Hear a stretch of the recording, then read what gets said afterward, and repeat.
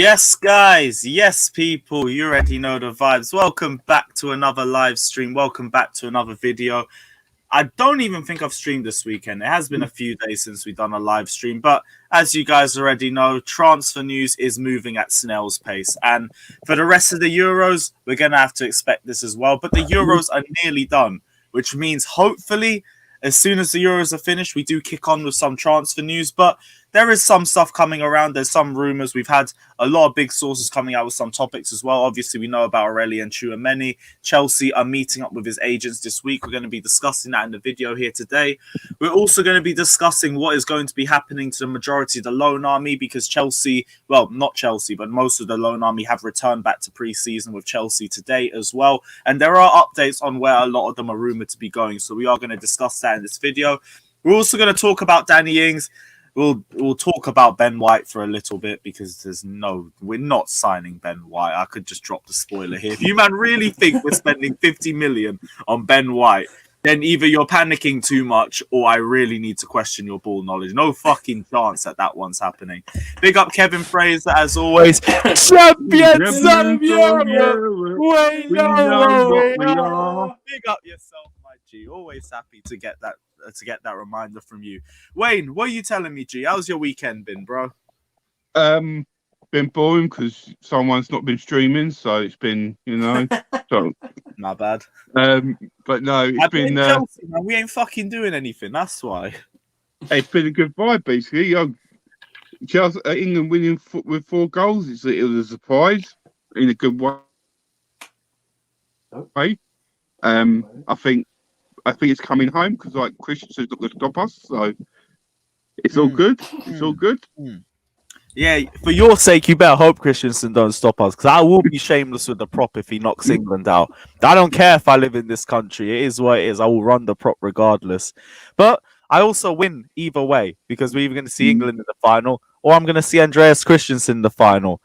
I don't know which one I'd prefer more because if we do win the Euros, and you're now at the point where you can genuinely have faith in that. I don't blame people for saying it's coming home at this point. I used to hate the chant when we'd sing it in the last 16 or the group stages or 2018 after you beat Panama in the group stage or some bollocks like that. But we're in the semis. Now it makes sense. So I'll run with it. It's coming home, everything like that, go for it. But also you do have to beat a certain Danish Maldini first, and we know Harry Kane, Sterling especially, has struggled with that. So it is what it is regardless. But we win anyways because a Chelsea player is guaranteed to win the Euros and they're guaranteed to become a double European champion. So I'll run with it regardless. Andrew, what are you saying, my bro? Yeah, all good, man, all good. Yeah, I'm not gonna say that what you just said that because What did I say? Coming home. I'm not going to do that. Cool. Because Denmark are on some weird momentum. Do you know what I mean? They're on some scary, like.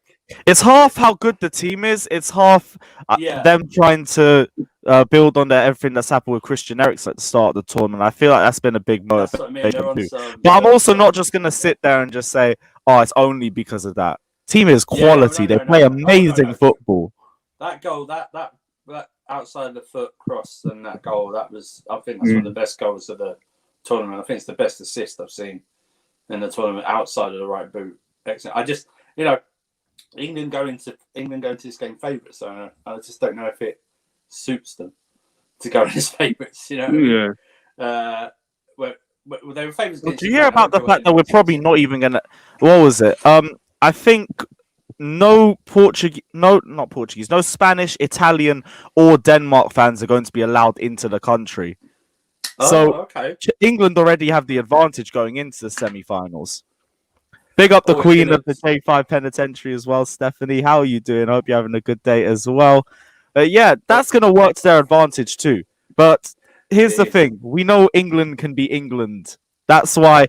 Say it's coming home if you want at this stage, and I understand it. Yeah. But if I was an England fan, I'd have to see England in the final and in the lead first. That's the only way to be able to hear that. I don't have confidence in this England side. I'm sorry. It is what it is. It says 91 minutes on the clock. The thing is, 93 maybe, and it's 2 minutes added time. Yeah, exactly. You know them boys. And they're down to 10 men. Even let me not say too much. No. Wait, what were you going to The say, thing- Mudgy? I was going to say, the thing is with me and Andrew, the problem is me and him's been around long enough to watch England teams that had the potential blow their lines, and not even some teams not even qualifying for a championship. So we're going to have to deal with whatever comes our way. If it happens, great. But if it don't, we're used to it by now. So, And you say it's coming home like during the tournament. In the past, we've heard it's coming home after we qualified for the tournament. It never Exactly. Do you remember that bullshit? Yeah, exactly. Yeah. Like, you just beat Croatia, who knocked us out in the semis a year ago, and you're chanting it's coming home. Come on. And then the only thing I was thinking though, Lewis, like, because I know you've got this special tree you grow. I was wondering, did you give any to Christensen, like the special branch of it? No, because his performances would have dipped if that happened. Just checking. I know they've been on a bit of a mad that's one, to you know. celebrate if he wins the Euros, but he has to go and win it first. Yeah. If not, then we got the thing rolled up already, backstrapped and everything. He's sorted.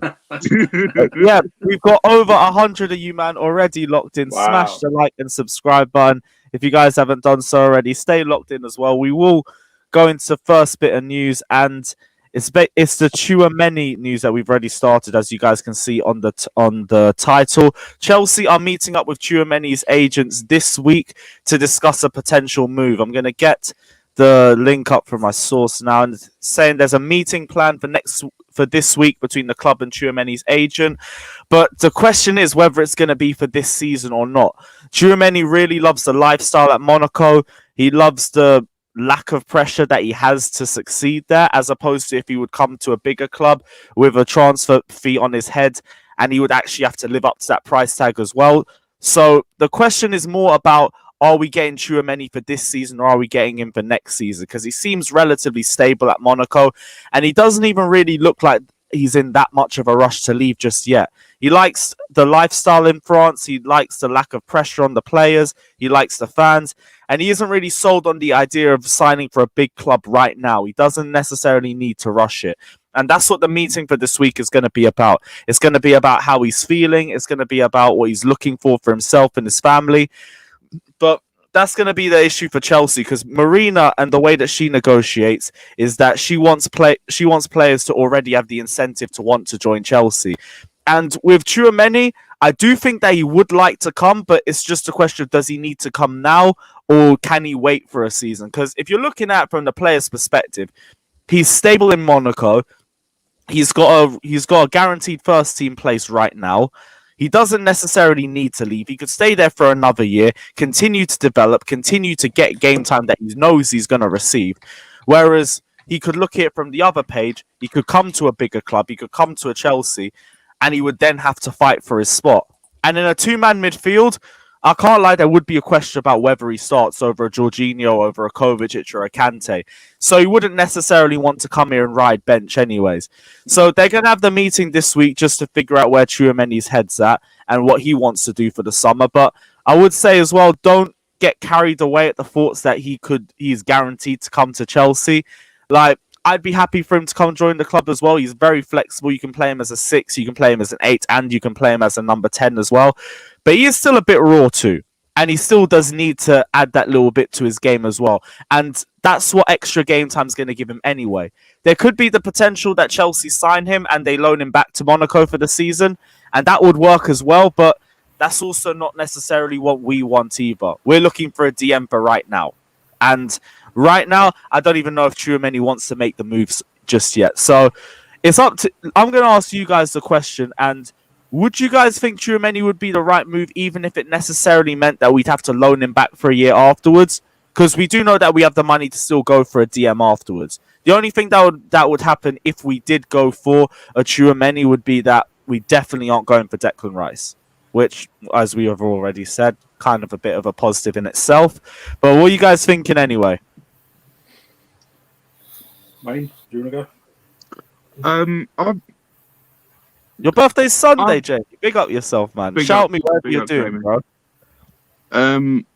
I think we should sign him and loan him back for a year because it won't do him any harm, and I don't think it'll do us any harm. He's the thing is what's in our advantage as well is Fabregas is there. Now Fabregas he's known already telling players about Chelsea and how good it is and the time he's had at Chelsea. So maybe that's an advantage for us in this transfer if we want to sign him. I would rather sign him before anyone else because we might regret it because I think he's one of those midfielders that could be a big star in the future, especially, and I don't want to miss out on that. And his name's already up there. And we're already looking at Manchester United. They've already got Jadon Sancho sorted. Camavinga basically looks like he's already going to Manchester United too. There's been rumours coming out today that Chelsea have also shown interest in Camavinga, but it just feels like you're just throwing another club's name in there just to get a click. There's nothing really to it. If we were interested in Camavinga, we surely would have heard about it by now. And we haven't heard about it. So I don't think there's anything in that. Tchouameni I'd want us to get, even if he isn't really that ready yet and he wouldn't necessarily get the game time that he would for us, he'd be a smart signing for us for the future. But our number one aim has to be to get a natural DM first. And because Tchouameni can play in so many positions, I feel like he's a little bit more raw and he hasn't really stapled himself in one of those. He's the deepest out of the three Monaco midfielders when you play in the 4-3-3, and the 4-2-3-1 he plays in the double pivot as well. But he's still a bit more of a driver than he is more of a sitter, which is why for me, I feel like we need to get someone who is going to sit back and is going to screen the back four or the back five. And that could either be Declan Rice, or it could be what was his name? Boubacar Kamara from Marseille. He would be a good shout for us too. Either or would be fine for me. If you guys got any names in the comment section as well, let us know too. But for me, the number one aim for us is just to get a DM. Fata, what are you we bro? How you been anyway? We didn't even give you an intro. I think I've been listening to that Tchouameni thing. If we want to get Tchouameni, we have to buy now, because the advantage that we have now is that his contract is about to expire next summer.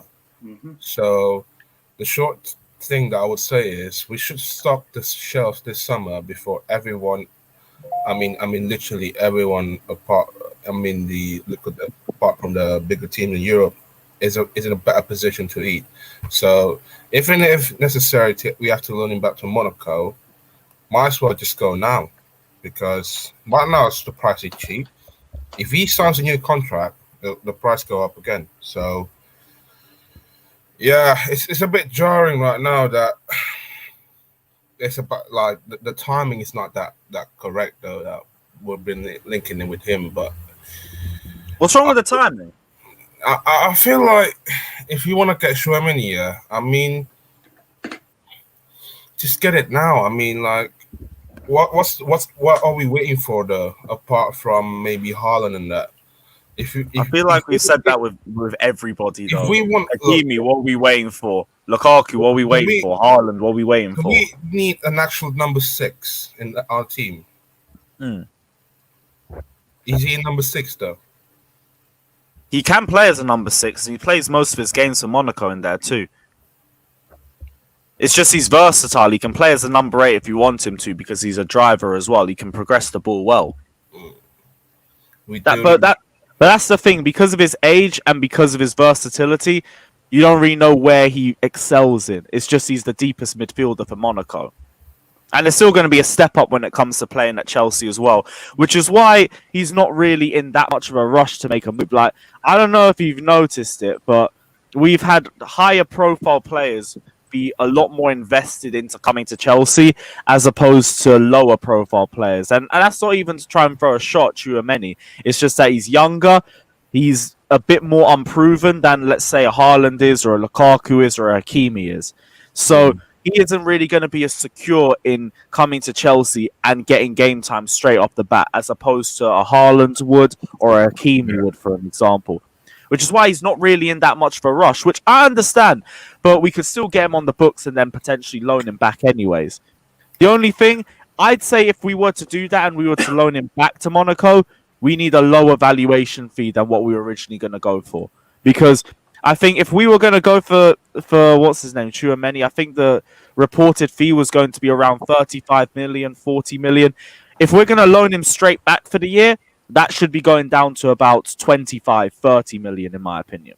Yeah, that's what they'll do. I mean, I still think they're waiting until they know whether they can sign Haaland or not. I think they're waiting before they can announce anything. I think they know that signing Haaland will be a massive PR boost for them and for the Chelsea fans. And then signing anyone else after that, the Chelsea fans aren't going to care because they're going to be on about Haaland all summer until he starts playing for us. Do you know what I mean? The Tchouameni one, the thing is, Tchouameni one, there is no rush, right? There is no rush to sign him. If the thing is we'll sign him and loan it back, then there is no rush to sign him. No one else is going in for him at this moment in time. I think it's the fans that are more rushing it. Well, that's we were speaking about before the stream as well. Everyone is shook that 2017's rearing its ugly head one more time. Look, it's not that deep. 2017, there was no tournament, so there was no excuse. Yeah. We were just taking the mick, and we went for third and fourth choice options all the time.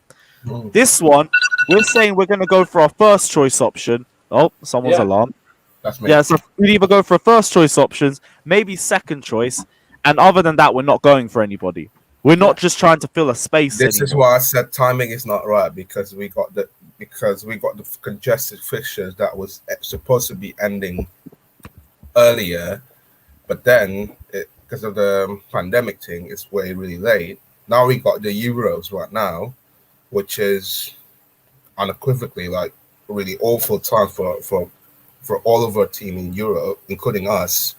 And if you want to compare that to 2017, I think this one's much jarring than 2017. You're right, Lewis. 2017 is just nothing. No, it's just only the FIFA Confederations Cup, I would say, in that summer. But this one's it's a bigger tournament than Confederations Cup. So it's much more deeper problem than that. And you look at the fee itself, it's not going to be the simplest fee that we can get. We have to include add-ons in that. We have to sort out what's the perfect to make a deal with Tchouameni, because regardless, if you buy him around maybe 40 million, I'll be happy. But then 60 million above, it feels like we've been questioning, can this guy get into Premier League and then perform? Well, we're questioning whether he can translate his abilities into Premier League. Yeah. See, I'd understand that, but I'd also understand mentally the issue of having your price tag on your head for the first time in your career and also making that big jump to one of the biggest clubs in Europe right now. Hell, you're moving to the champions of Europe and you're fighting for a space with Jorginho, who's having probably the best year of his career, N'Golo Kante, who's having one of the best years of his career, and Kovacic, who's also a quality player as well and had another Champions League trophy to his name too. It's going to be hard for him to break into a squad, which is why I get that he's a bit wary about moving into Chelsea immediately. He's probably going to re-sign if he stays at Monaco, because I don't really see him leaving on a free, especially when he can recoup some valuation fee for his old club too. It's just, we would be better off to make the move now, even if it takes 35, 40 million off our valuation fee for a player that we're not going to sign, we're not going to be playing immediately. But it's another transfer that's for the future for us. There's two things to me as well. What is one? Twitter, is there something else? The two things, from my opinion as well, is one, is the Haaland deal come through. Does that mean that we're going to get the people want to come to us more because they see that we are making that big signing and they think, well, we want to join that? Maybe they're waiting for that. But the other thing is what is a bit of a cautionary. The last time we went to Monaco for a midfielder, who did we end up buying? Bakayoko. Yeah, but that's on us. I mean, Fabinho was right there. Yeah, but I know. But all the Monaco me, fans I'm were very chanting at the cautious. time. No, but that's on us though, and that's 2017 tax. Every Monaco fan that I saw talking about the transfer at the time was sitting there wondering why we weren't going for Fabinho. There was red flags all over the place, and we still went for him. Is what it is. Plus, Antonio Conte didn't even want him to be a star for us in his first season. He still wanted Nemanja Matic in the side. Yeah, but we sold Nemanja Matic to Man United because he wanted to be with Mourinho. So our hands were tied. Because everyone will point out 2017 and possibly 2015. They then won't point out 2016, 2018. As much as many people maybe have written off a couple of players, 2020. Do you know what I mean? It's like, it's easy to bring up the negatives when it comes to that. I mean, 2019, bring that up. We didn't sign anyone, but look what's happened. We've been afforded a few academy players into the team. If we get it right, will save us hundreds of millions of pounds going forward. Do you know what I mean? It's like, it's easy to bring up. Everyone's going, so not everyone. Few people going, get Marina out. Why? She's doing a job. What do you expect her to do? Yeah. I question giving Kepa a 7-year contract, but she doesn't do the scouting. Okay, she's a buy for this player. It was a buyout clause. You're not hearing enough praise for how much she got for Morata, are you? I mean, how she got 60 million euros for Morata, I'll never know. The deal she got for Hazard in the final year of his contract, going up to 130 million pounds. It's not just Marina; it's a board decision. Yeah, but the Haaland deal, like I keep saying to you, the Haaland deal, I believe, is separate from any other transfer budget or whatever we have. Yeah, because it's the biggest transfer, probably going to be the biggest transfer ever when it's all said and done. Yeah, everything's counted in. It's the biggest transfer we're going to ever do for now. So. And also, we're not going to do what we did last time. We're not going to buy 6 or 7 players. We're going to buy 2 to 4 players max. Yeah. That's all we're going to buy. So it's like, we're not. It's like what I hate is that everyone's up in arms. How can we let Man United get Sancho? It was either Sancho or Kai Havertz last year. Yeah. So who do you want, Kai Havertz or Sancho? You want Kai. Speaks for itself, doesn't it? We weren't in for Sancho this year. It was too far down the line. He had his heart set for Man United. What's the point?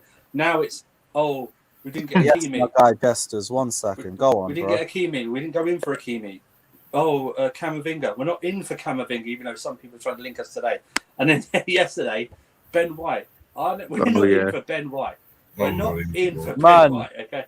Fucking Ben White, man. Ben White. We're not I am done with transfer rumours and all this bollocks, man. You want to say... We didn't go from laughing at Arsenal... between 50 million for Ben White just to put the 50 M's up ourselves. Yeah. No chance, man. Like, spoiler alert, we're not signing Ben White. You could click the damn thing already if you want, but you're wasting time doing it. We're not signing. The only reason why his face is even on the screen, is on the title, is because there was rumours up for him. So we're going to discuss it. We're discussing it now. He ain't joining Chelsea. Is what it is. Next story. Fuck no, man.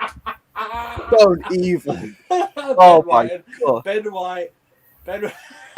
White, Zuma, and Christensen in the same team next year. Christensen's surrounded by bozos, man. With Alonso at left wing back. It's mad because I think playing like he's up front as always. A lot of these fans, I think the reason why they're reacting the way they are is because this Jadon Sancho deal happened, and ever since then they've fully lost their mind. Yeah, to them, it's like it's not about getting the play that we want. It's now about competing with the rivals. You have to understand the rivals have a different problem to address than we do. We have a goal-scoring issue that we need to address, and we have a squad that is young that needs to be built for the next decade. And the idea here is that you sign quality players, not quantity. So the quantity doesn't matter to us. We need to be getting the right players. If that's what you're worried about, I think for me, silence is golden, not something I worry about this time. I was more worried when I used to hear about Ashley Barnes being linked with my damn car and we signed Danny Drinkwater and all that bullshit. We have to understand, we can't rush these decisions and these deals, just like Jester is going to say probably in a minute, they're not cheap deals. They are expensive deals. They're not cheap. Yeah. So for that reason alone, they're not going to be something you just do overnight. They're going to take time to negotiate, and when they get done, we will know about it. Before, until that happens, I think we really need to just calm down, man. Whatever our rivals are doing, that's their business. We have to address our weakness and our problems. That's what our whole transfer window is about. In one transfer. That's all it's been. It's been Sancho. I swear, Mohammed comes in, says nothing for half an hour, spits absolute fire for 5 minutes, and disappears again. He's glorious. Quality over quantity. That was the problem in 2017. It was quantity, not quality. That's what it was. Yeah, and there was no quality whatsoever in 2017. No, That's why we're all shook. Now it's just everyone just panicking a little bit because they see other clubs making moves. And I get that, but we've said our transfer activity was going to take a while. We've said we needed patience. Why is it now when we're in the moment where the patience is needed most, nobody's showing it? I'm seeing Bear Marina out in the comments section just because we haven't signed anybody yet. We've said wait till the Euros are done. The Euros are still going on, my guy. Just because other clubs are making their moves early doesn't mean that we're not going to be doing anything. If we get to the end of July and we haven't signed everyone, fine, panic, do whatever you want, everything like that. I get it. We're at the 5th of July. Let's get to the 25th first, and then we'll see what people are saying. 100%. Big up, Jesters. What are you saying, bro? Yeah, it's just the I need something now culture. You know, it's quick, it's fast food. Everybody wants things done when they want things, as fast as possible. And again, if you're talking about Arsenal, it's one thing if you're going to the bargain bin to take two mismatching pairs of socks out. Yeah, it's cheap and easy to get done. We're not going to the bargain bin. We're talking about the largest transfer in Premier League history. All right, Tchouameni. They've been talking with Tchouameni for a long time. It was reported by Miss Grimes a month ago that they were just waiting for the right time. So they're meeting with the agent again. Apparently, it's going to be about a 40 million euro deal, if that. So it's not bad. It's, like I said, Czech and Fabregas both have recommended the player. Mm-hmm. Fabregas says he can play all three midfield positions, 6, 8, and 10. Fabulous signing. It looks like Traore might want to go to Barcelona. Barca want to go Traore. Yeah. There's a lot of madness happening at that club, to be honest. Whatever. The Barca just surprise me every week at this point. They wanted Marcos Alonso too, apparently, didn't it? Yeah, they wanted Marcos Alonso, but Roma are now, because of Spinazzola's Achilles, is also looking for a left back. And Emerson and Marcos Alonso have been brought up in that vein as well, because they have to replace Spinazzola now. So it looks like, you go in with a plan, but things change depending on who's leaving. And I don't think the club mind if both left backs go in Emerson and Alonso. Oh yeah. I don't think they would lose sleep over that. I'm hearing maybe Alonso would be more of a loan, but nobody can afford. Everybody's like, well, Chelsea's going to have to help with the wages. No, sorry, we're not going to do that crap. No. If you want a left back, come get him. Yeah. I mean, you want us to just loan him and pay half his wages? Why? Because we have to go back. We have to go out and then replace that player. Mm-hmm. Because Emerson looks like he's really pushing to get out to go to Napoli. Yeah, which is fine. That's 20 million euro in the bank. If that's probably what the deal would come to. So we had to go get a new left back. So again, that's a player we have to replace that we didn't think we'd have to replace if Alonso goes. I'm guessing Mela from Denmark and at Atlanta is still on the cards, maybe at right back, which would suit us a little bit better because he's more of a right back and can play right wing back. I know he plays left on the left side for Denmark, but he's right-footed. plays right. He plays on the right side for at Atlanta. He can in a pinch play on the left side, which is good, but still a right footer. So that could be a possibility to go from between a 4 and a 5. But you still got to find a left back now. So that means even less possibility of us bringing a center back in if we have to go get a left back. Yeah. I've already said we don't even need a centre back like that, to be honest. Unless it's someone who walks into the team, we don't need a centre back.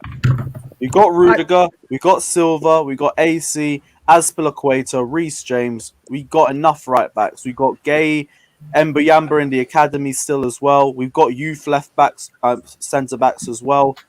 Like at that front, we're fine. And these guys have all got a Champions League under all their belts too. They have experience now. Well, I think the only thing would be is if Koundé was available. If he didn't go to Madrid. If it's someone that can walk into the team or has the potential for it, cool. But we doesn't sign the contract. Yeah, that's true. You have to have a backup plan. But I think Rudiger will re-sign the contract. I'm just hedging our bets. I'm just covering. Oh yeah. It's like because we can't listen. I don't know how. Well, I do know how, but.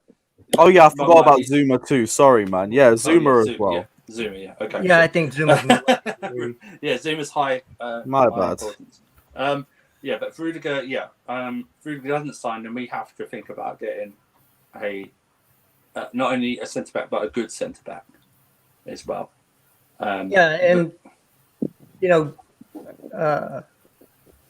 Azpilicueta is in his last year of contract. Yeah, another one. Yeah. And I have not heard anything about them re-signing or him signing an extension. Yes, so, me neither. That can sometimes take time, though, innit? When they're on their last year of their contract, it tends to be. Why would you? No, I agree. Like, I agree. It should be something that needs to be nipped in the butt, innit? But the fact of the matter is, if you go based on history, what they usually have done is they've waited unless the player really outperforms the situation. They don't tend to offer a contract until it reaches that closer to that January time. That's when they usually announce it. Yeah. You're talking about Asby, right? Yeah. Yeah, because here's the thing. I feel like if there was a chance that Asby would leave, the first thing they'd go and do is they'd re-sign him on a new contract so they could get a valuation fee out of it. But they haven't gone to do that yet. So I'm leaning more to what Mohammed's saying as well. He's just going to play it out and then they're going to sort it out as the season goes because that's what they usually do. So I wouldn't be too worried about us losing Azpilicueta on a free.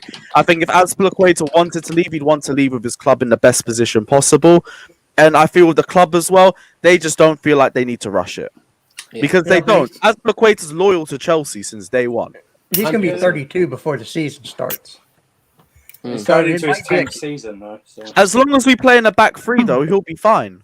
Yeah, but if we don't play in a back three, you're going to play him a right back? Nope. Well, but he ain't going to play. Not for a long period of time. So, come in and out. Yeah, I know everybody wants him to stay, but he might want to move on to a simpler league to finish his career out because he can go to, let's say he goes back to Spain. He can play in Spain for another 2-3 years. I'm sure I heard him say he wants to go back to Bilbao. He wants to go back to Bilbao because that's where he started his youth. I presume he said he wanted to go back and finish his career. Is that in France or is it Spain? No, in Bilbao in Spain. That's where he originally came from. Then he went to Marseille, and then we signed him from Marseille. I thought he played at Osasuna because that's on his CV is Osasuna. Let me check. I might be wrong, but I know we did so. Want to go back to Spain. Osasuna, yeah, not Bilbao. That's my fault. Yeah. Always get changed wrong. And so the agreement might be, hey, play out your contract, and we'll let you go on a free because you're not going to get a whole lot of him for him at a 33-year-old going into next season. But it's one of those things. They might have a gentleman's agreement. Hey, play out your contract. You've been a good servant, and because you've done this, you've been our captain. We'll let you go on a free because he's worth 100%. Yeah, he might be worth maybe at the most £10 million maybe 10 million euro even. And he's entering his 10th season with us. I mean, yeah, so you know what I mean. There's loyalty. I do think Roman would also be the type to. Roman would be the type to kind of grant him his wishes. So if he wants to stay at the club, and I think the club see a value in him in terms of him being a versatile player for us, from playing at right back and being a one of the center backs, and also being able to play at left back. I think if they see that value and he can offer something to the club, they'll probably try and get an extension out of him. But if not, I think if he says that he'd like to go to somewhere else and he wants that move to be facilitated for him, Roman would be the type of person to do that because he's done it for plenty of players before. Yeah, so I think there might be a different situation with him just because, he's put the time in. But, again, he could sign a contract tomorrow and make me look stupid. So who knows at this point. But Tchouameni looks like it's going to happen. So now we're looking for the striker. I saw that you had Danny Ings as a second striker. I mean, fine. If he wants to be a bench player, I'm fine for that. Or is that second option, or as the second striker that we would put on the bench? I'm asking it's in the title. Lewis. Hello, Lewis. Sorry, once I was just checking something. What are you saying? About Danny Ings, does that mean he's our second option, or is he coming in to be the second option? No, when it comes to Danny Ings, we're mainly just reporting on the news that came out about him rejecting the 4-year deal from Southampton. And before, no one is saying Danny Ings is our number one. Get that out of your heads if you think we're chatting about that. But as a fourth option, Danny Ings would be a good option for the club. I don't want to hear anyone say anything different. As a bench option, he'd be an amazing number 2 for us off the bench. I think he'd be fine. What are you saying? Are you feeling different? No, I'll say someone gonna go. Certain someone. Who's that? Oh yeah, that went to South America. His name is beginning with J, obviously. Yeah, he would be Johnny's gonna like that, of course. But I think I don't rate any of the journalists at all. I've said this on another live stream. English journalists are going to report on English players going to English teams for English clicks. Obviously. Okay? So they're going to hype an English player over anybody else because if you see Declan Rice to Chelsea, you're going to click that link and they're going to make money. Right? Yeah.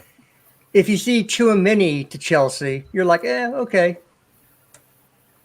So it's more of a marketing thing than it is an actual practice because number one, West Ham are not going to sell their captain going into a European season. Mm-hmm. If they are, you're going to pay out the nose. You're going to pay the £100 million, the £80 million, and that just makes no sense whatsoever. He's a good player, but he ain't £80 million. He's not more than Kai Havertz. Nope. Let's get that straight. What we're talking about is paying more for Declan Rice than Kai Havertz. Mm-hmm. Anything, we've said so many times, I sound like a broken fucking record saying it. Anything over 45 mil for this guy is daylight robbery. And the fact they're about to put a 50 million bid in for him this week, I don't even know what to say about it. It's English tax plus rival tax plus. Why are we so desperate to sign Declan Rice out of all players? When we've got Kamara, who is literally going to be 35, 40 million. Does the same thing Rice does, probably does it better. Bertram over here he always have go against what I say. That's fine. Declan Rice can push for a move all he wants. He's not actually pushing for a move. He's saying Grimes? Yes. H. Grimes. That's where I get all my stuff from. She's been right all summer so far. Wait, who's the name? H. Grimes. H. Grimes. Oh, I'm gonna keep a lookout for that. Cool. So yeah, Twitter. Follow her on Twitter. She's not trying to be correct with every statement she makes because she gets raw news and puts it out. Whereas Fabrizio makes sure that it's going to happen before he says anything, so he looks like a wizard. That's why he's called the tap-in merchant now, because it's right there on a plate for him. But Bertram, he can want to know if a bid comes in for him, and he can want to reject the contract, but he still has a contract to like 2025 or 2024. So the club can refuse. And so the club can go, I don't care if you want to go. You're not going. We're going. You're our captain going into a European season. They're going to have to pay out their butt to come to sign. It's just going to happen. Would we sell our captain or our best player supposedly if we're going into a Champions League season for pennies? No. So why do you think that they would? I don't think that West Ham are really trying to sell him. If I'm honest, I think they're trying to price him out, and by trying to price him out, it then forces his hand as well in terms of getting a new contract. But the problem is that the player really has to kind of play things into his factor, depending on obviously what his choice is, and if he wants to make this Chelsea move happen, he just has to definitely refuse the contract. But that puts his playing ability in terms of this upcoming season. It puts that into jeopardy, because if he's not willing to sign a new contract, will they be willing to say to him then, until you do, you're out of the team? Yeah, I don't think they are. It's called being Zaha'd. That's exactly what it is. The same thing Crystal Palace has done for Zaha for the last 3 seasons that he wanted to leave, and they say fine, £80 million. Yeah. So it's one of those things. That's the way to keep your best player. So players need to definitely smarten up, man. Because when you look at these other leagues and stuff, or the ones with the good agents, what they tend to do is they put a release clause in there, or they put something in the contract to say that if a team of a Champions League level comes to get me, then you don't stand in my way, type of thing. But players in this country, a lot more often than not, they're not understanding that that's the leverage they need to be able to have on there. Because if they don't put that leverage on there, this is going to be a more continuous thing that happens. Zaha just happens to be one of them, but Declan Rice is, like you're saying, going to be the next one, and then it will carry on unless these players smarten up and understand you've got to play the game. Yeah. So, again, I told you that Grimes puts out raw news. He doesn't filter it through. So, Holland has a gentleman agreement with every club that Raiola and his dad met with. Do you not understand that? That was the whole purpose, is to get agreements in principle of, we want this much to come to your club. Every single club that they met with said, okay, that's a gentleman's agreement. He's also, the other thing that's changed with Holland to Madrid is the fact that Mbappe looks like he's for definite going to Madrid. And Holland's not going to play second fiddle to Kylian Mbappe. He's not going to do that. He wants to be the man. You're not going to. It's not going to be one of those things that, well, was it Mbappe that won all the titles, or was it Holland? No, Holland wants to be the guy. So he's going to go to a club where he can be the man, the main striker, the main goal scorer. Yep. So and they have Benzema too. So it's one of those things where, again, she puts out the information, things change. Situation, everything doesn't stay at stasis. Things change. Agreed. Plus, yeah, but that's the dangerous world of being in the know. As soon as you drop one little link, it has to go through, or you're a fraud, apparently. Yeah. Yeah, Crofty, you're a fraud. That statement is so fraudulent. Holland is overrated. Tammy offers the same as him. You better be taking the piss. Man. Wow. Okay. I feel like I know what you're trying to get at, but you've just said it all wrong. So I'm gonna just leave. I get what you mean if you're saying that both are needing to improve their all-round game for Premier League standard. Cool, I get that. But to say Tammy offers the same as him, that's a bit wild still. I can't, Crofty, that can't be defended, brother, man. I can't put my name on that still. Big up yourself, Crofty, anyway. Always my G, but holy shit, I can't run with that. It's good to see some Tammy prop in the chat, though. Do you know how much Tammy slander gets dashed in there? It's ridiculous. Bro, I try to defend Tammy Abraham wherever I can, but that's a statement even I can't back, man. I'm so sorry, bro.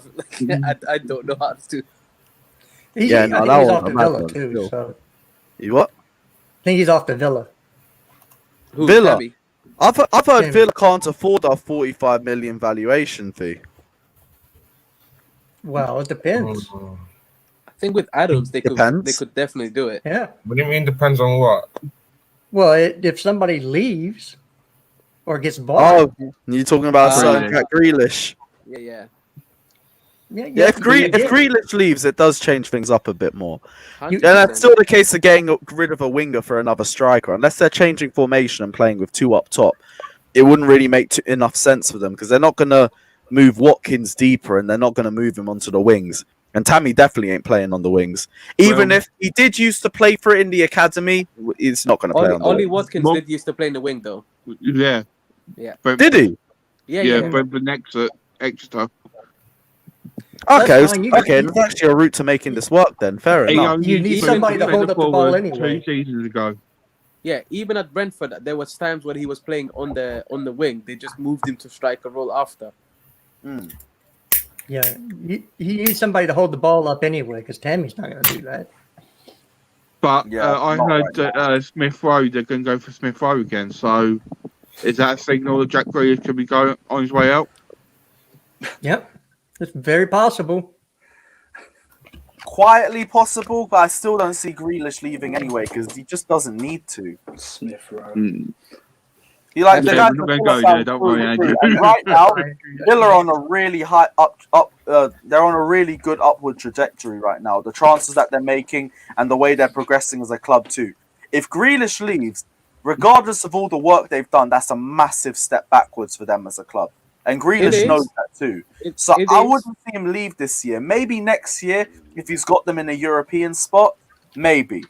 But right now, I would be really surprised if he leaves. I think it depends on the price that they put on the table, man. I think if Man City, put in anything beyond that 100 million and valuation that Villa have, and then honestly speaking, I can see Grealish making that move because the way a club will calculate it is kind of like when you look at Liverpool with Coutinho.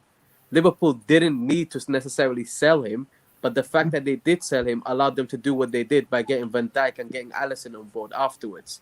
So for me, I know, but that's also Liverpool pool power because you can get rid of a Coutinho and still be able to bring in players because you're Liverpool Football Club.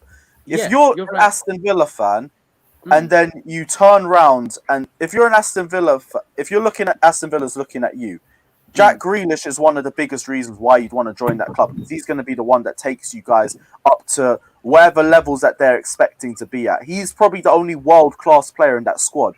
You take him out of Aston Villa, suddenly they're a lot less appealing than they usually are. So they can't use that money to get in those sorts of players, those big money. No. So I'm not saying they're going to get... They're going to be like, no. I'm not saying that they can get in players of the caliber of Van Dijk and Alisson. What I'm saying is that what Liverpool did is it allowed them financially to start actually making the moves that they did. Because before that, when you look at the players that are in their first 11, they paid no more than 30 to 40 million tops. They weren't paying the type of money that they paid for Alisson or Van Dijk. That was something that was afforded as a result of that Coutinho deal. So maybe Villa is a club that can start looking at it in that way. Are you willing to suffer? Not suffer, so are you willing to sacrifice this piece of the puzzle so that the rest of the team can benefit by how you can invest? And for me, if the money is right, I can see Villa definitely considering this. And I think Grealish is someone that will look at what Man City will offer to him because it's far higher than what Villa can. And it's better for his value as a player as well. So it all depends on a lot of different circumstances. But I don't think it's as impossible as people make it out to be. I think it is more possible. It's whether Man City are willing to try and spend the money that's being quoted because that means they will have to break the 200 million mark on 2 players. That's mad. I mean, I just don't see Jack Grealish making a move this year. I'll be honest with you. Next year, I think it makes a lot more sense. But right now, you still want to stabilize Villa in a good position because if they lose Grealish, they're going to drop down the league. They're going to be lower mid-table regardless of what happens, regardless of whatever players they bring in for the season, unless they produce another madness in the transfer window. 100 So million. I don't see him leaving. I think even for Manchester City's case, if you're going to pull over 100 million for him, why don't you just go and get a striker? Because that's clearly what you guys need anyway. Now Aguero's gone. They don't play with the strikers. Harry Kane's that type They of don't play striker. with strikers now because they got Aguero that can't play 90. Well, they had Aguero that can't play 90 minutes, and Jesus who can barely finish. This is why they need a player that can finish. Speaking of Jesus, did you see his red card? Yeah, man, with the famous bro kick, man. It was hilarious. Flipping hell, buff. It wasn't Proper intentional. Americans mad like that. But if you ever put your leg that high, where else? What else are you going to hit with somebody's face? I mean, he's doing like Rockettes kick. He needs to go to New York and be on the Rockettes. His leg was almost above his own head. He's flying through the air like an idiot. But that's near. I don't see. I don't understand Jack Grealish to City myself because I don't think he fits how Pep plays. He's more of an Eden Hazard type player where you give him the ball and get out of his way to let him create. And that's not how Pep plays. He wants the ball moving around. So he does. It doesn't make sense to me. I think when you look at what it's done, and I've been speaking to Man City fans about this, I think when they lost Leroy Sané, this team lost a big part of them. I think Aguero is definitely one part of it. Having a striker like him has definitely been a big miss. But for me, that partnership that was there between Leroy Sané and Raheem Sterling on the other side was one of the most deadliest in this league. And ever since they lost that, in reality, I think Man City have been a lot more weaker. What Jack Grealish offers is a player that is willing to take on players, a player that can assist, a player that a lot of teams will put their focus on, which then benefits the rest of the Man City team. So from that perspective, I do think Pep would be willing to play with someone like this guy. It's just, unfortunately, it all comes down to one thing. It's whether they can get this price right. And if they're still trying to sign Kane with Grealish, for me, there's no way you can make this deal happen without at least breaking 200 million. And I think it's going to be more than that, to be honest. I think it's still going to be more than 200. But the reality of the situation is, are Man City willing to sacrifice the idea of just getting a striker in Harry Kane, or are they going to try and do something where they balance it and say, no, let's get two, actually. Let's get both someone that can play on the left, that is a very creative player, that can get a lot of assists, and also add a striker. But it's who they prioritize, if anything. Yeah. 1 second. There you go. Perfect. Prime, what are you saying, man? I haven't even clocked that you've been here the last 20 minutes. And he's still not there. Is he even here? Man's probably playing Xbox and has us on mute. Prime's a good listener, bro. He's very good, yeah. I Prime, say something if Christensen's win the Ballon d'Or. Oh, you bastard! Can't be asked. His ways. No worries. Well, we've gone through the Tchouameni stuff now. We've gone through Danny Ings. Ben White. Ben White ain't coming Chelsea. Can't be bothered. No, it's just done. It's done. He's Let's going not to go Arsenal. back there, please. It's done. Oh, what? So they're actually putting the money through now? Yeah, from what I read, that it's going to go through. He's going to go to Arsenal.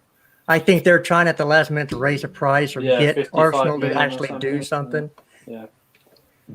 They were trying to raise it to 55. We have got the loan for army to talk about as well, Lewis, remember? The loan army. Yeah, there is the loan army, and where they could potentially be going for the summer. Most of the loan army have come back for the summer now, and there's been a lot of interest between a pair of them. We can get some of the news up here. I'm just getting the link up on the screen. Just give me a sec, guys. Yeah. Yep. So Kennedy has interest in Brazil from Fluminense. They've allowed him to train their training ground while he's been often recovering from an injury. They're hoping that it's given a long term. They're hoping that this has given them a long edge over other teams. Lazio still want Ruben Loftus-Cheek on loan, but he wants to have a good pre-season with Chelsea first. He wants to try and push his way into the team and see what Tuchel thinks about him before he thinks about a move away. Trevor Chalobah is wanted by West Bromwich Albion on loan. They want him in January, but with Conor Gallagher on loan, they'd have to sign him, and they didn't have the funds needed for that time. Danny Drinkwater, as always, we're trying to get rid of him from the box, but it is what it is. He ain't coming off. He's got 1 year left of his deal, so that's it. Marseille have made contact with Chelsea about taking Batshuayi back, and he's also been asked about by Trabzonspor from Turkey. Zappacosta's had a good bit of interest in Italy because he can now play left wing back, and he's a lot more versatile to a lot of teams in there as a result. And Malang Sarr's been told that he's going on loan again next season, as we all already expected. Baba Rahman has interest in Germany, but the club aren't pushing to sell him with 2 years left on his deal. Matt Miazga is the same, where the club want to loan him if they can't get the fee that he wants. Ross Barkley's been offered to West Ham in the past for Declan Rice, and he'll probably be offered again. And a few clubs have asked about Conor Gallagher too, but it's the same situation as Loftus-Cheek, where he wants to try and fight his way into the first team first, and then look at a move depending on what Tuchel says about him. But that's all the news basically about all the loan players that have come back. So Chelsea are trying to get rid of most of them, but nothing's really going through the watch just yet. It is just a bunch of rumors for now. Yeah, so we didn't talk about Yuri Pavlenka either, did we? Yeah. Who? No, we have Yuri the Pavlenka. goalkeeper that we're meant to be interested in. Yeah. So another check find, is it? It's a check find. Do it then. Is it? I swear Do it. I heard he had one of the worst save percentages with Kepa in that 1920 season. That's all I've ever really heard about him. Yeah, but if he's endorsed by Petr Cech, If he's endorsed by Czech, I'm a run with it. These lot know about ball than I do. So if they want him, it is what it is. so yeah, it would be a just in case Kepa leaves situation. So again, you have to line up potential replacements just in case these people leave. So yeah, and he's a Czech also, so he's Czech. Check, man. I can't be arsed with you. You always drop one of these dad jokes every stream. I love it. You gotta have that, man. You gotta have some dad jokes. It is what it is, man. Come on. So yeah, At least it didn't bounce. Right. Let's just hope it doesn't bounce. With the add-on, with the assist. So yeah, you gotta have somebody, because if it's not Kepa starting that month or 6 weeks that Mendy's gone for AFCON, you just got to be somebody. And we got City, Liverpool, and Spurs in that 6 weeks too. Do we really want a versatile goalkeeper, or do we really need like a wild Kepa 2.0? I don't think like Kepa going to be staying in Chelsea for much longer. Here's the thing. We ain't even going to sell him, though. It's going to have to be a loan. But when it comes to our number twos, I wouldn't say ask for too much. Like, they're number twos for a reason. If they were that good, they'd be a number one somewhere. So, if they're coming in to warm bench for most of the season, what you see is what you get with them when they're on the pitch. If they ain't all that, and if they have mistakes in their game, well, that's why they're a number two goalkeeper. So, I'm not expecting whoever we get in to be perfect anyway. Unless we get someone with the belief that they're going to be trying to compete with Mendy for their spot. Because I don't think that they'll bench him regardless unless we get someone genuinely world class, or if we find a diamond out of nowhere. But if you could get someone and say that they could be competing with Mendy for a spot for the season, because they would still get enough game time in the season to justify it anyway. They'd get the cup games, they'd get a few of the Champions League group stage matches, you get some of the lesser quality Premier League games, and then you get that massive month where Mendy's gone, and we face Spurs, we face Liverpool, we face Manchester City, all in that 6 week period. Yeah. So you could bring in a better goalkeeper for that price, but only for the season. Go on, the Wayne. American keeper's available for free. Who is it? Hope, can't say his name. Ethan Horvath? Yes. Yeah, he's going to the He's championship. He's not Chelsea level. No, He really I'm not isn't. saying. What's the name, Wayne? Sorry. Ethan Horvath. He's the one who stopped the penalty, Ethan came in for Horvath. Stefan when he got hurt in League of Nations final against Mexico. Stopped the penalty. Oh, But I think he's going on loan he's going on loan to a championship side. That's what I've heard on the latest on him. Yeah. So he's good. He's young, of course. I would love to have another American at the club, but I'm not that guy. So What about Areola? I still choosing Areola, man. I like Areola still as an option. And did you hear that PSG has said that they're going to keep Navas as the number 1 and let Donnarumma learn behind him? Are you seriously taking the piss, man? They must be trolling Navas because there is no way that's happening. What did they say for Navas? They want Donnarumma behind him. Yeah. Yes. Basically, to learn. He'll be second string. And they're paying him how much per week? Yeah, no chance. There's no way. There's no way. Raiola has screwed Donnarumma nicely with this one. Yeah. Oh yeah, and that's what I'm saying. It couldn't happen to a nicer man. It couldn't. It's not going to take but 1 or 2 of those deals to where the big people start walking away from Raiola. Yep. Because it's one of those things where you're only as good as your last deal, and Well, I would not be surprised. Lukaku walked away from him, didn't he? So Yep. Lukaku walked away. So. And once one starts walking away, let's say if Holland gets pissed off and walks away, how many players do you think he'd lose if he lost Holland? Yeah. How many other players does he still have? Yeah, bad. He has too many. Yeah. Oh, and they're all big time players. That's what I know there's Donnarumma and there's Haaland, but who else is there that I'm missing? Let me look at this. He's got Malen, Daniel Malen. That's going to Dortmund. Marlon is a Raiola player. Mad. Let me actually research this. Let me find. Raiola clients. Oh, D-Lord. Yeah, this list is too many, buff. Fucking hell, is it that big? Yeah, buff. Whoa, yeah, you weren't kidding, Delete. Bro. Nah, he's got too many, bro. Too many. Bratty, the bridge. Bro, he's even got Moise the next Kean, generation secured, bro. That's Manolas, how bad this list is. Areola, Dumfries, Mkhitaryan, Calvin Stenz, Justin Kluivert, Kluivert, Badu, McCready, Zlatan, Bonaventura, João Paulo, Insigne. No, that's not the Napoli Insigne. This guy must have Balotelli. a mad Balotelli, what a throwback. He's got Makeda on his book. Javi Simmons, the 18-year-old from PSG. That's mad. Yeah, that's mad. Who else is there? Is there any other name? Wait, Maxwell's still playing? Yeah. Oh no, he's retired, but he's still a Raiola client. And Martin Yol. And the Feyenoord manager. And Martin Yol. Just out of nowhere, Martin Yol. Oh wait, so so Raiola and Daniel Levy actually did business once. Ridiculous. That must have been mad. Yol must be one of his oldest clients. Has to be. It has to be, right? Because where has he gone since? I don't even know where he is. Maybe that's why no one's gone in for him. You got fucking Raiola in charge and all that. Are you guys in the comment section as well? Drop us any questions you got if you got anything. Yeah, I think all the little players. It's like, you know what? I trust like prime instincts now. I can't lie. I think. Oh yeah, Nick. Fuck it. I'll drop the link.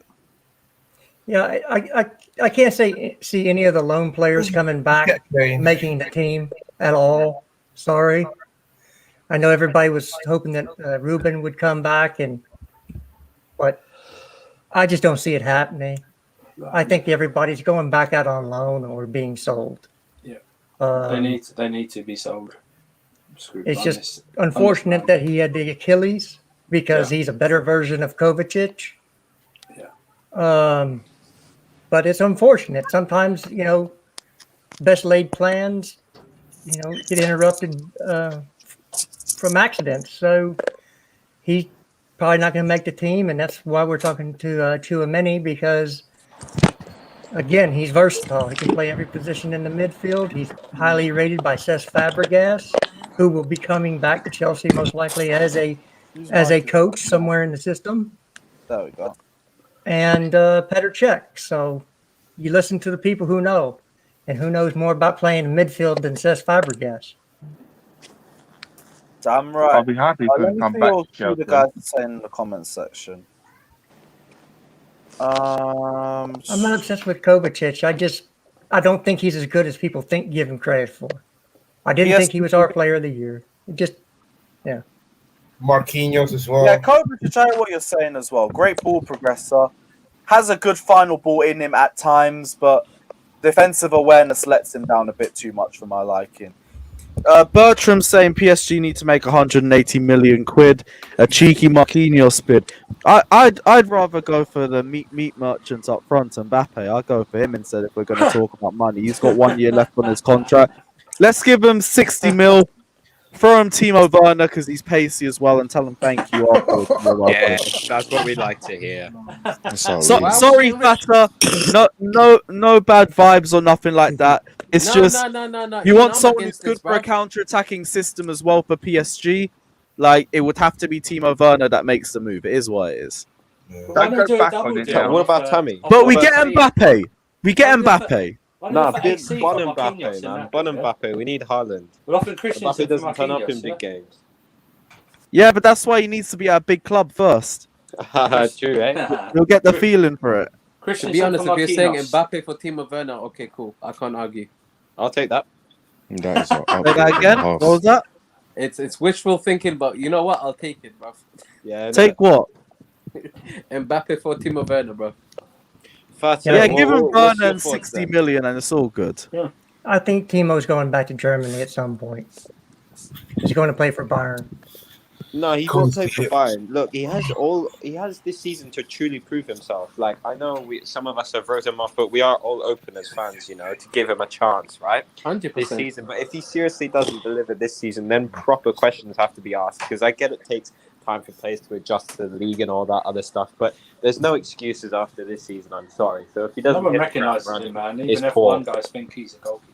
Well, I said at some point. I didn't say when. I got a question for you guys, yeah. If it came down to it, yeah, who you guys gonna get? Tchouameni or Rice? I'd rather have Tchouameni. Tchouameni. Look, I love Rice, but I think, you know, someone who can grow into that role and value for money too. Let's be real. We're not going to pay 80 mil for Rice. If we can snap Tchouameni up for 30 to 40 mil, that's a good buy. And, you know, he's a guy for the future like Rice. Yeah. Hold on. Who needs Basmati Rice when we've got Christensen? Simple as that. I knew that was coming. Here it comes. Wait for propaganda.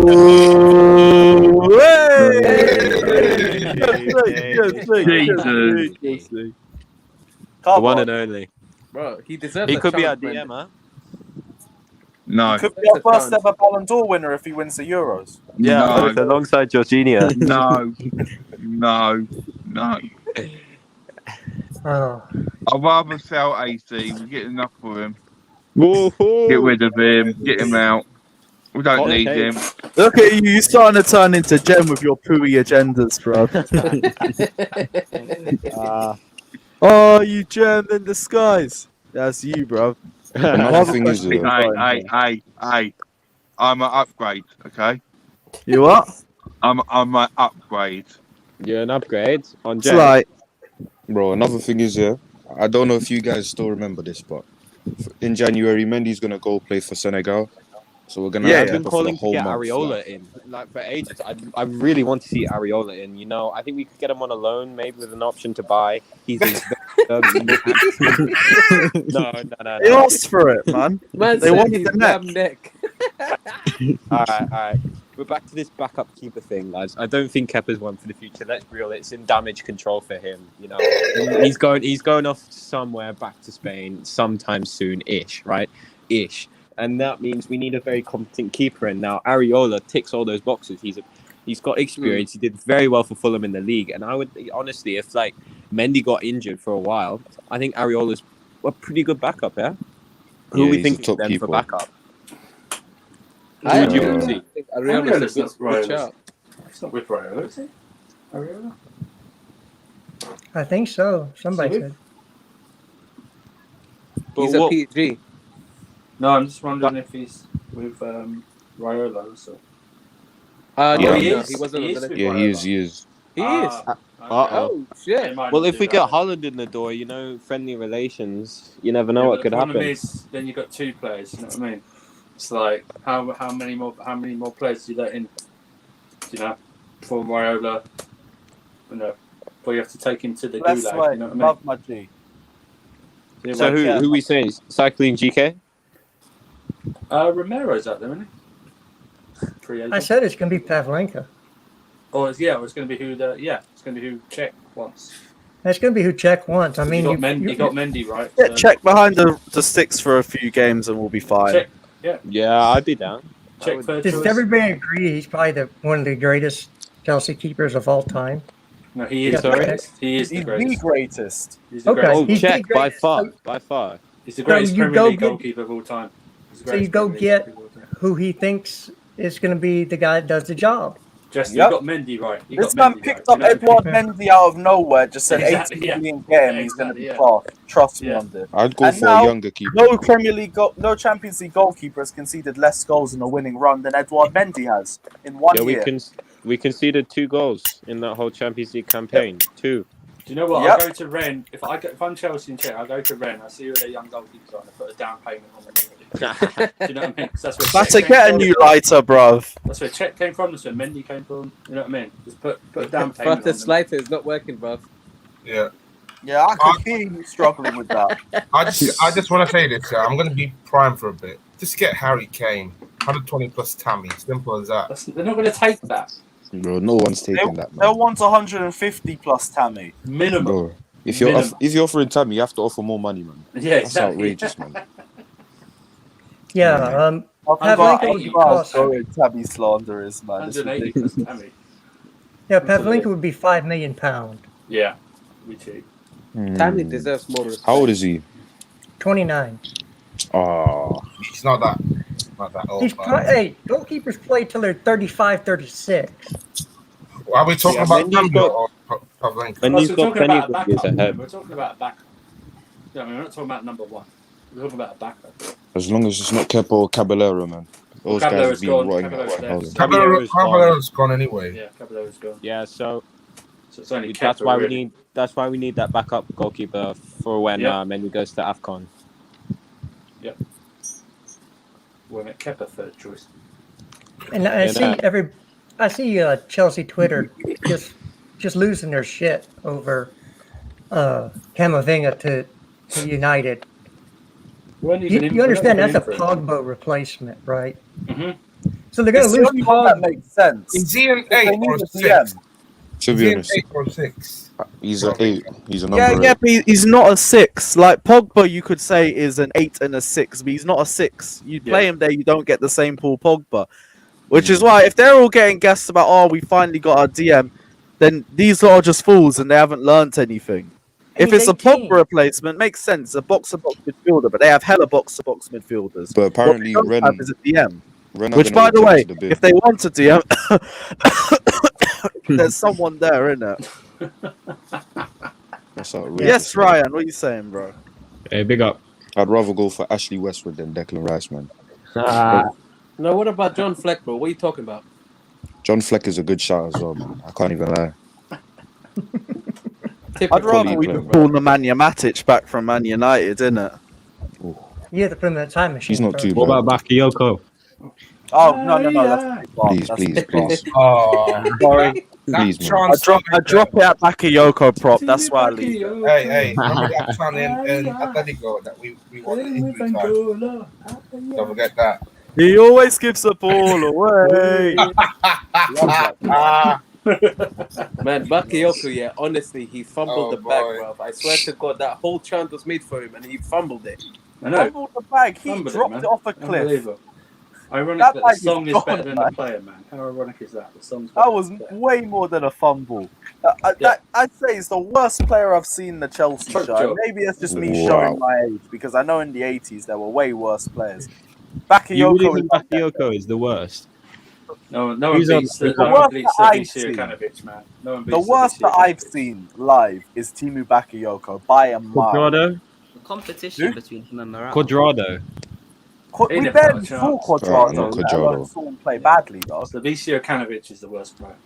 That was, in terms of the transfer fee, was bad because it was 23 million. We replaced Andre Schürrle, who was a solid option for us, with him, and we gave Fiorentina Mo Salah on a free as well. We fucked ourselves in 3 ways with that.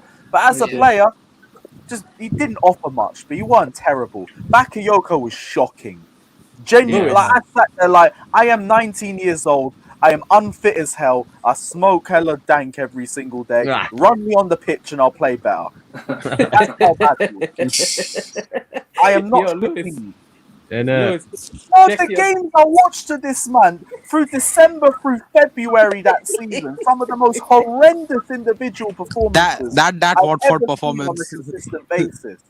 That was it, bro. That Watford performance killed him. My guy couldn't press, couldn't touch the ball in space, couldn't pass, couldn't drive with the ball. He couldn't do anything. What do you think happened to him then? You know, because he was very competent at that AC Milan team, and that's when they knocked out, I'm pretty sure, City out of the Champions League, right?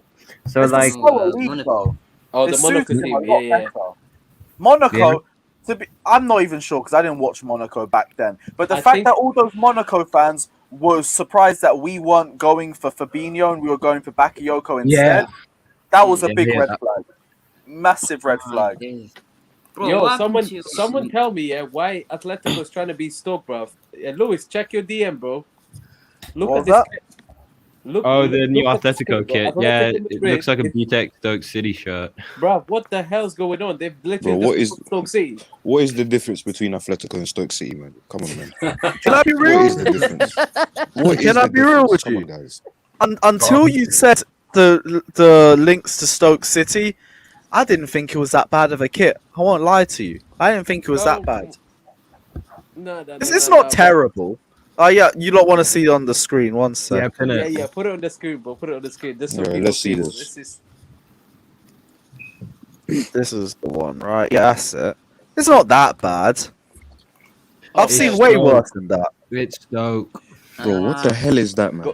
No, next page, next one. Next picture, bro. What are the designs in the middle? Still, it's not that bad. Bro, what are the designs on the white part? It looked like they half-assed the white paint. They just didn't paint it all in. I know, but I feel like that's the design for it. Like when you have striped shirts as your main home kit, you're very limited with what you can do with them anyway, because it's just stripes. You can make thinner stripes, you can make bigger stripes, maybe you can add an extra color in between the stripes, but you can't really do much anyway with it. Yeah, but I'll tell you, thank God we don't support Newcastle or anything like that, otherwise we'd have the deadest unoriginal kits in history. Look at this guy, man. Look what they've done to this guy, man. Look they've ruined Joe Felix. Ruined it. You're ruining it. You know? He's in a Walking Dead contract. He's in a Walking Dead contract, man. What was he thinking signing that contract in the first place? Easier to break into the AC penitentiary than get him out. Did you see those Roy Keane comments on him? The imposter stuff? Yeah. What did Roy Keane say about him? I can't remember. Imposter. Not worth the hype. Pretty much calling him a fraud. Yeah. Roy Keane, don't know ballers, man. Bro. He don't know ball, man. He don't, bro. He will cut. He just sits there angry all day, man. No, he just comes from a different generation and a different mindset. Yeah, of course. Every pundit's guilty of saying stupid shit. Like, so are we. But like, he's a very hard, player, and what he wants from players. He values that grit, that determination, that fight that kind of lacks in times in modern players. He doesn't like to necessarily see all these flamboyance and all that stuff. He's just a stone cold killer. That's what he is at the end of the day, Yeah, bro. He wants to turn people into criminals, bro. He doesn't want them even having Instagram accounts at this point. No, that's not true. Look at his Instagram account. He's just an old curmudgeon. That's what he is. It's like, get off my lawn.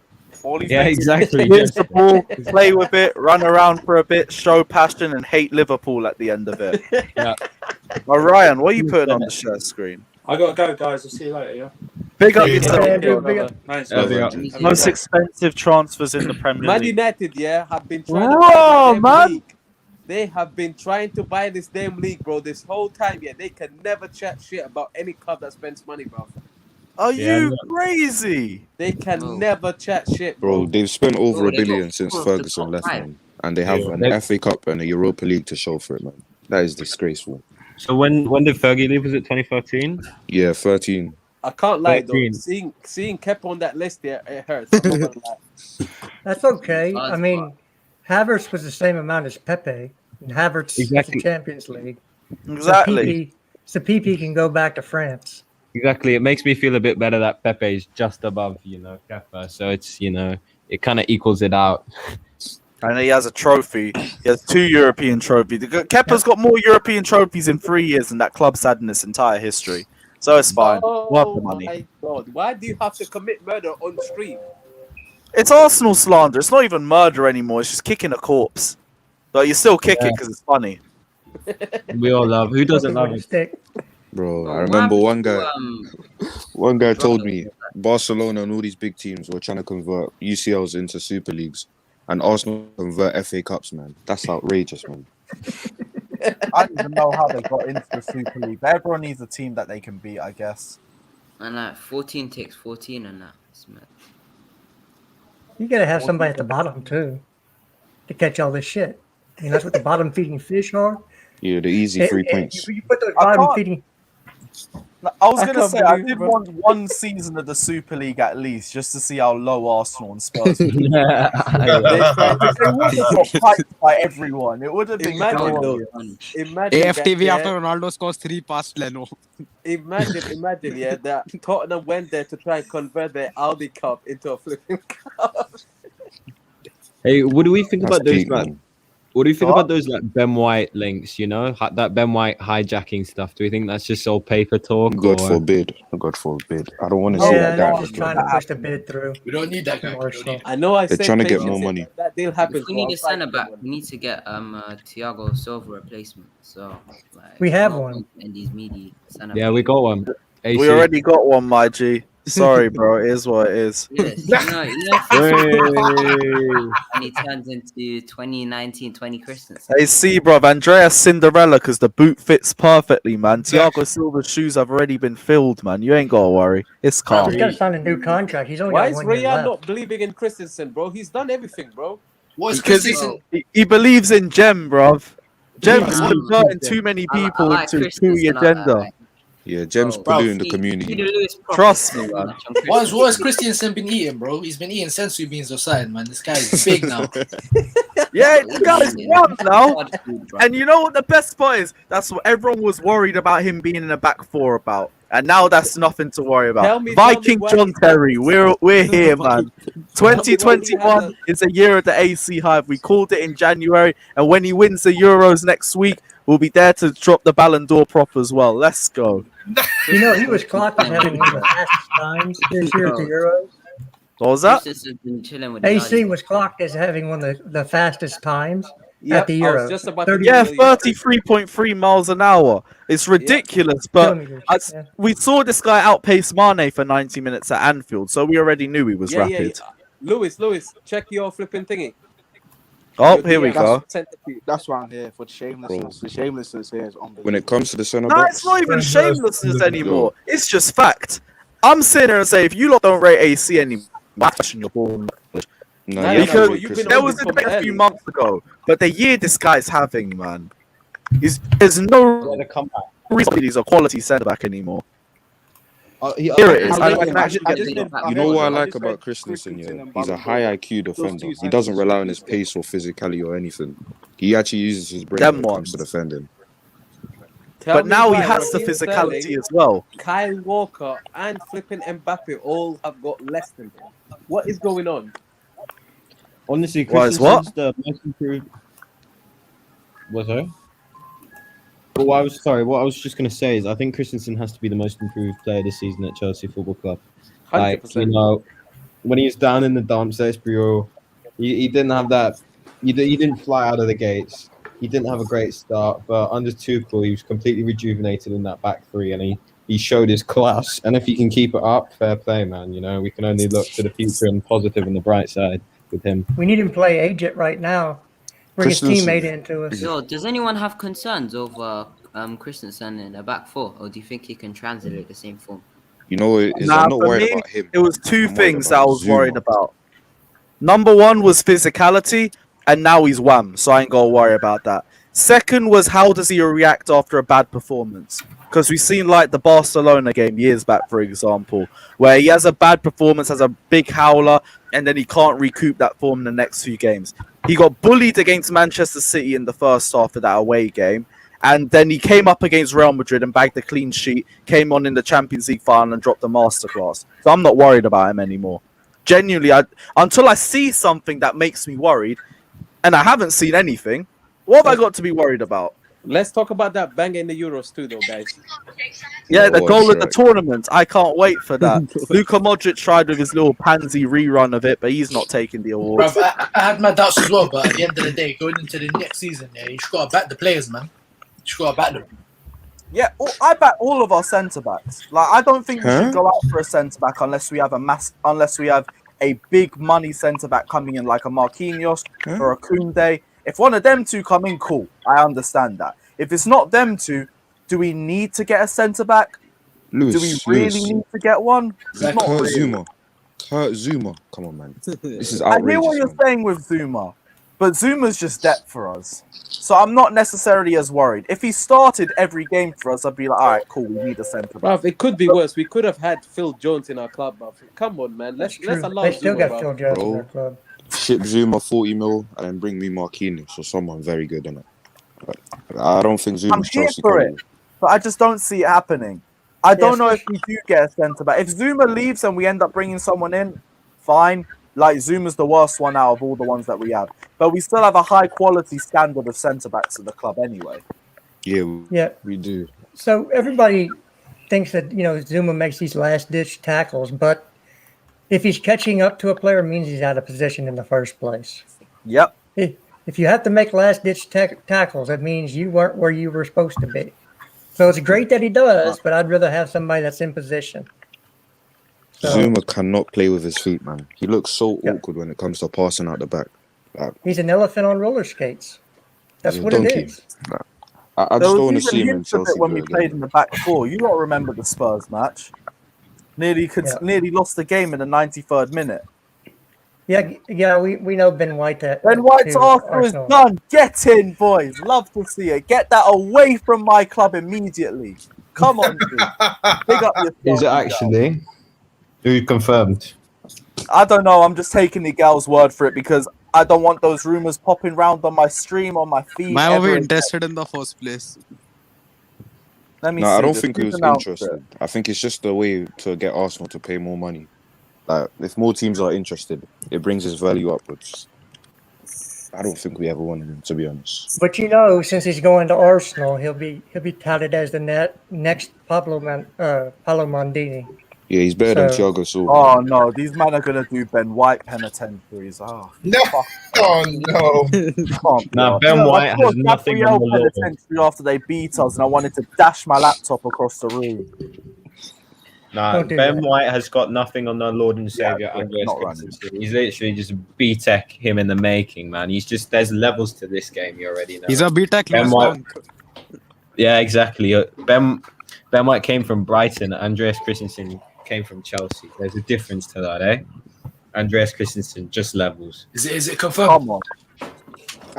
No, they've put an improved offer, but it's not. It actually isn't confirmed yet. No one's confirmed it. Is it still for 50 mil? Yes, it is going to be for 50. Oh, it's for Richard Romano on Twitch. Also trying to close a deal for Ben White with a price. So it's not confirmed. You spoon. You literally said it was confirmed a minute ago. Now you're telling me it's not confirmed. Look, that's the thing, right?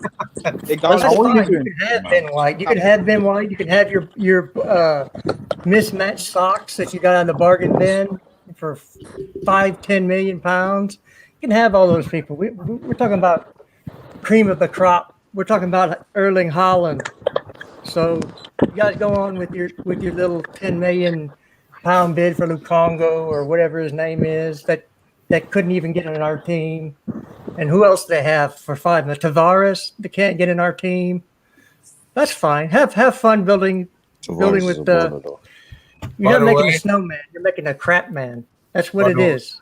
Buy everybody's crap. Arsenal expect to make a third bid for defender Ben White after having their That shows you how initial desperate they are. Man, you said it was done and it ain't done. Please get it done so we can forget Ben White exists and then we can pack him at the Emirates on our first home game of the season. Exactly, and that's how much 50 mil gets you nowadays. 50 mil for Ben White. Like, who would have thought that 3-4 years ago? We got 5:30 kickoff for Aston Villa. We got Spurs away 4:30 kickoff, and then 12:30 for Man City on September. 4:30 kickoff on a Sunday for Spurs away. Yeah. Nice. That's drinking hours. Love that. I didn't hear ZS is saying. I heard that AC Milan can afford to pay for him. That's the only way ZS is staying. Is nobody can afford to buy him.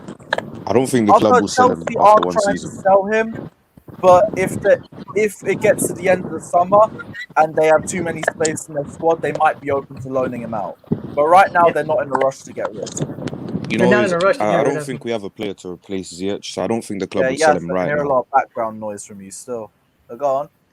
I don't think the club would replace him after his first season. I think they'd give him this upcoming season, and if he doesn't perform, then they'll look to loan him out.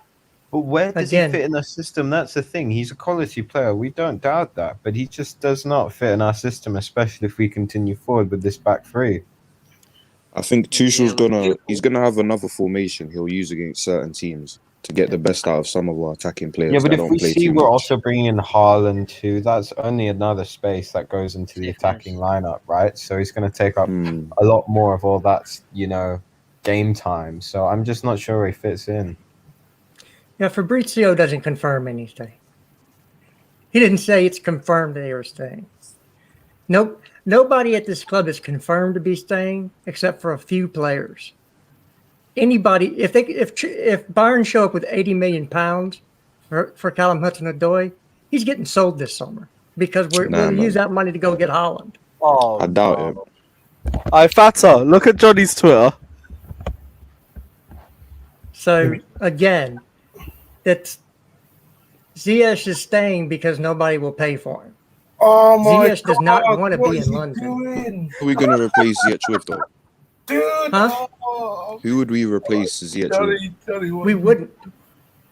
Dude, what the fuck? That's ferocious. Don't you want? I mean, everybody Johnny's here a wants madman. Callum to play. If Ziyech leaves, Callum gets more game time. At least that's Because tomorrow's video, and I can use Johnny as a source. Love that. Let's go. Let's go. Minerals come to those who wait. Yeah, if Ziyech leaves, Callum gets more game time.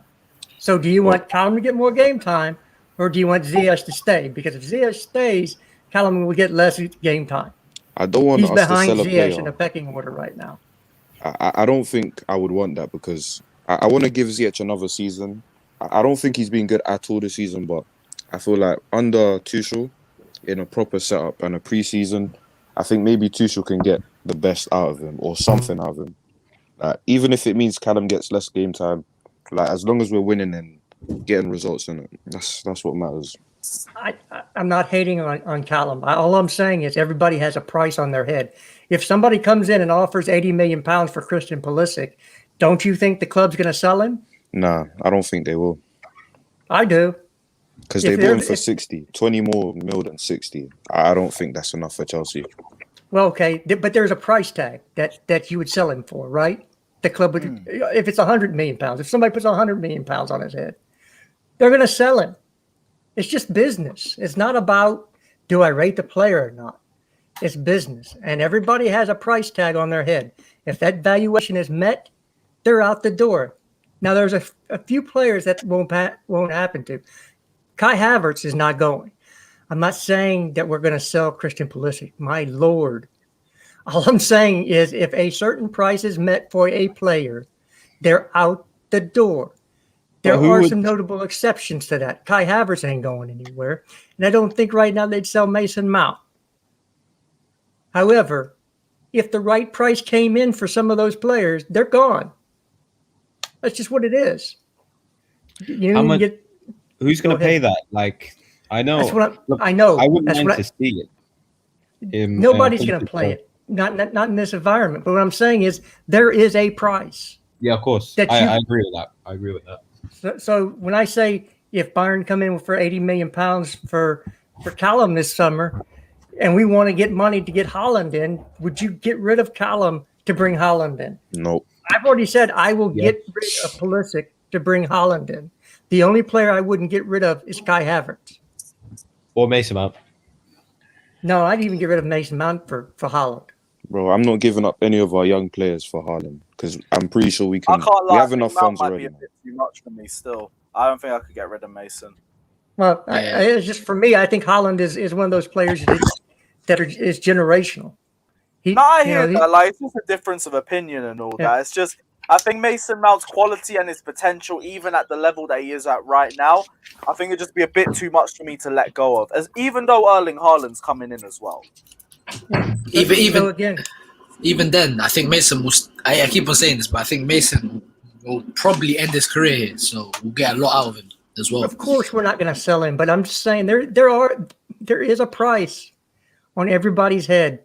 Like I said, with a couple notable exceptions, that okay, you meet this price, we're going to let him go because we can replace him with said player for less money, and you might be able to bring 2 players in. You know that. So just don't ever think that's this player can't be sold. You're going to be disappointed. The way I see every it player is, can be sold. We're gonna try partly build with this young core because the club's seeing that there's a lot of value in these young players. If they can get the best out of all of them, then in the future, when it comes to selling them and building proper teams around them to go and compete, then I think the club sees more in that than just offering them off for other talents. That's just how I see it. No, I don't think we'd be in a market that's selling any of our young players, but I don't discount the business side of football. And that's the only thing I'm saying is I'm not saying anybody's going to be sold. I'm not saying that it should be sold. I'm saying if the right price comes in, we're going to look at it because we're not stupid.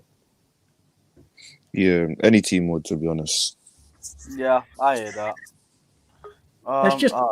It's just any club does that because we have to make money to keep the doors open.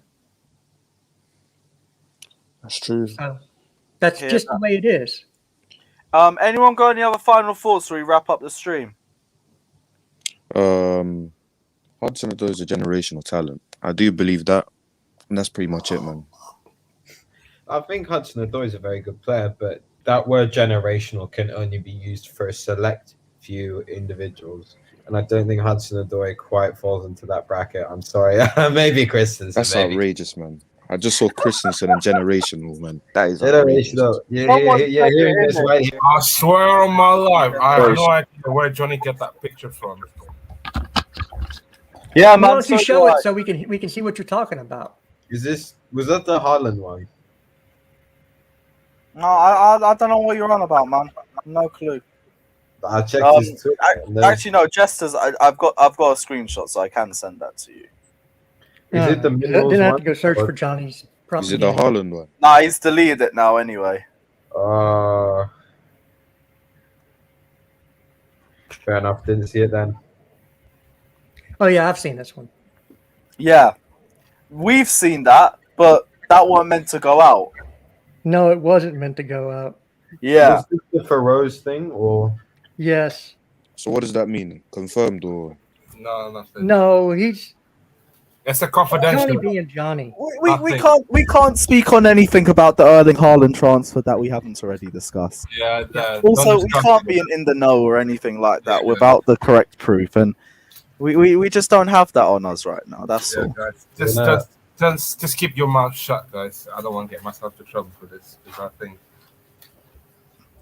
it's somebody. It's so horrendously bait as well. Can't be arsed. No, it's a matter if Johnny didn't find it from where we found it, because then that means it's out. Well, no, I found it because it was who originally posted it and then deleted it. The original creator. Someone else posted it. No, the creator posted it at a certain point. Okay, I hear you. And then deleted it.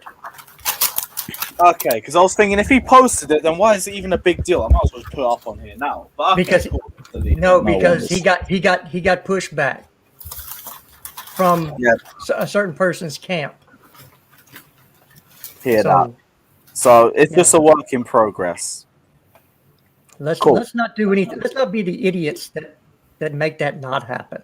Exactly. I'm just gonna let life happen, and I'll just report on it as it happens, the same way I always do. Go with the flow. Damn right. And I'm not revealing anything that isn't mine to reveal anyway, so I'm just gonna leave that there. But big up everyone that's locked in. It's been yet another great live stream. Big up everyone. Smash the like and subscribe button if you guys haven't done so already. We will be back tomorrow for another live stream if there is any transfer news to talk about, which is easier said than done, but here we are. But big up everyone who's locked in anyway. Smash the like and subscribe button. We'll be back very soon. Take care. And as always, stop the Chels.